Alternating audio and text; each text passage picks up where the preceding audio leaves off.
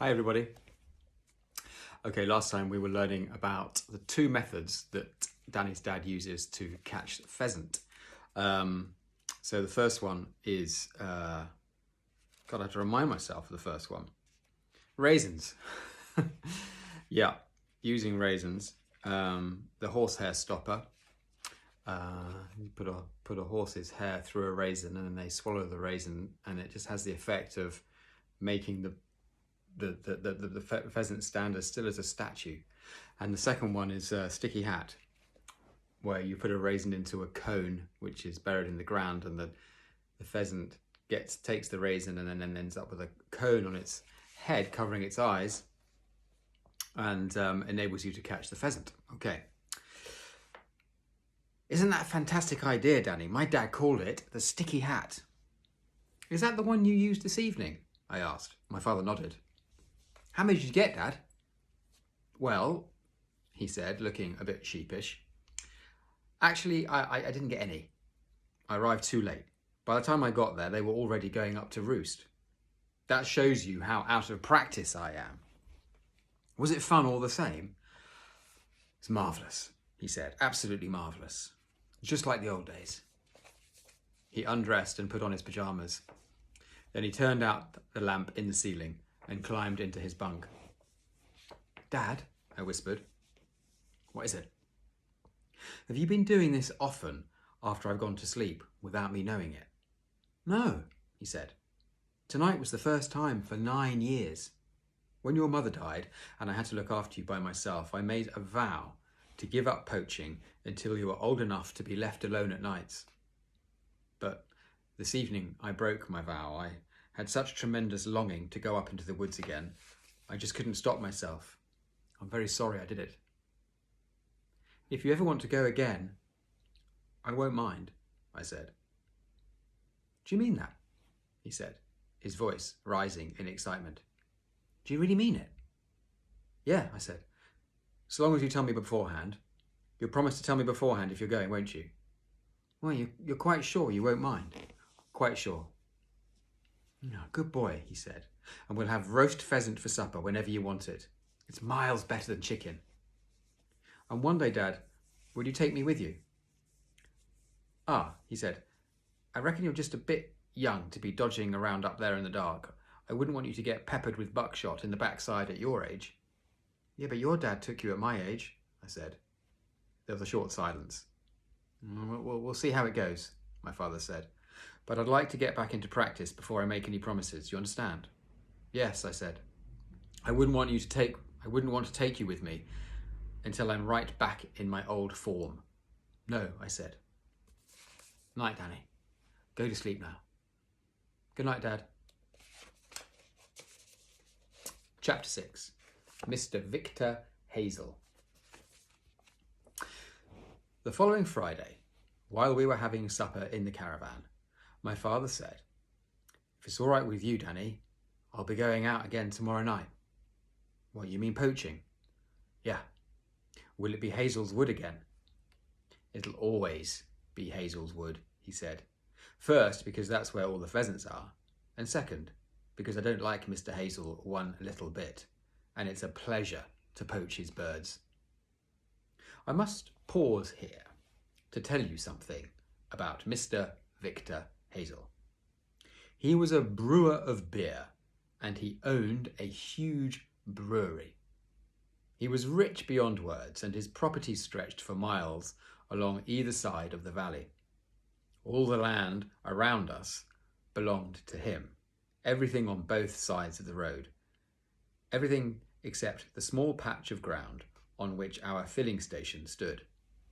That patch belonged to my father. It was a little island in the middle of the vast ocean of Mr. Hazel's estate.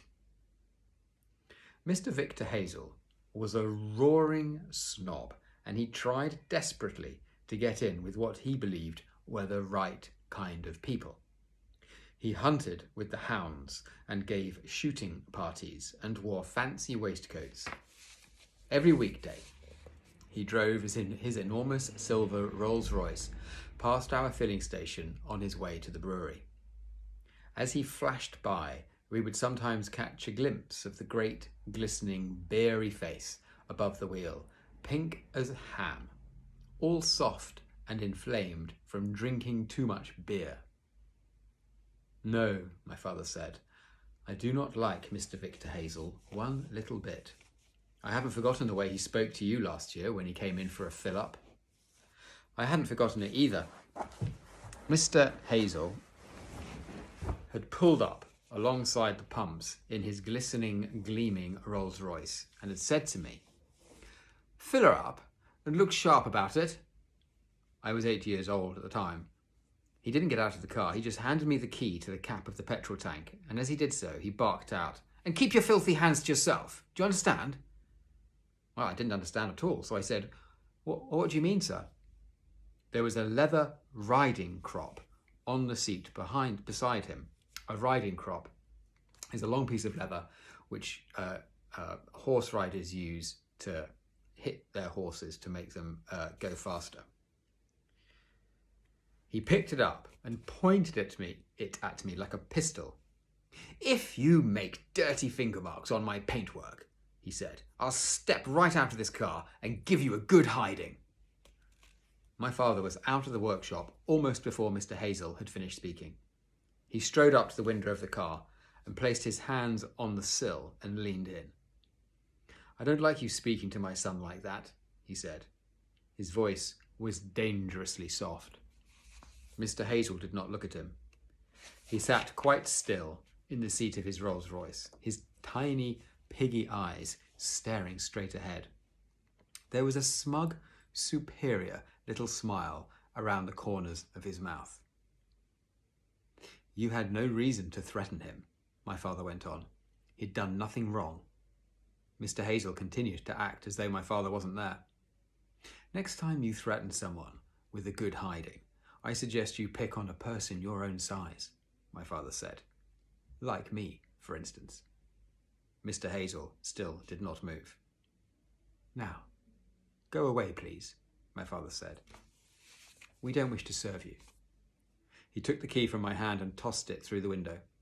The Rolls-Royce drove away in a cloud of dust. Here is Mr. Hazel.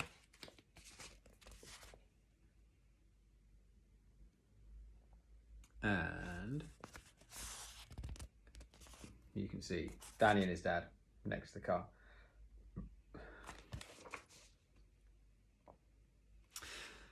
The very next day, an inspector from the local Department of Health arrived and said he had come to inspect our caravan. What do you want to inspect our caravan for?" my father asked. "Oh, to see if it's a fit place for humans to live in," the man said. "We don't allow people to live in dirty, broken-down shacks these days." My father showed him inside the caravan, which was spotlessly clean, as always, and as cosy as could be. And in the end, the man had to admit there was nothing wrong with it. Soon after that, another inspector turned up and took a sample of petrol from one of our underground storage tanks. My father explained to me they were checking up to see if we were mixing some of our second-grade petrol in with the first-grade stuff, which is an old dodge practiced by crooked filling station owners. Of course, we weren't doing this.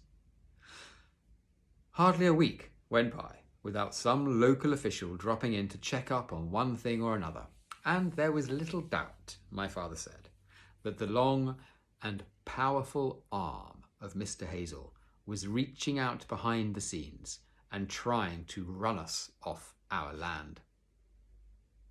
So all in all, you can see why it gave my father a certain pleasure to poach Mr. Victor Hazel's pheasants. That night, we put the raisins in to soak. The next day was poaching day, and don't think my father didn't know it. From the moment he got out of his bunk in the morning, the excitement began to build up inside him. This was a Saturday, so I was home from school, and we spent most of the day in the workshop decarbonising the cylinders of Mr. Pratchett's Austin 7. Decarbonising, that's not a word I've read very much. It means taking all the sort of black, it's almost like a kind of soot that builds up inside the engine, So it's taking all that off the inside of the cylinders. Austin 7 is an old car. It was a great little car built in 1933, a tiny miracle of a machine that still ran as sweetly as ever, though it was now more than 40 years old. My father said that these Austin 7s, better known in their time as Baby Austins, were the first successful mini cars ever made. Mr. Pratchett, who owned a turkey farm near Aylesbury, was as proud as could be of this one, and he always brought it to us for repair. Working together, we released the valve springs and drew out the valves. We unscrewed the cylinder head and lifted off the head itself. Then we began scraping the carbon from the inside of the head and from the tops of the pistons. All right, I want to be away by 6 o'clock, my father said. Then I'll get to the wood exactly at twilight. Why at twilight? I asked. Because at twilight, everything inside the wood becomes veiled and shady. You can see to move around, but it's not easy for someone else to see you. And when danger threatens, you can always hide in the shadows, which are darker than a wolf's mouth. Okay, end of part 1. I'm going to stop there.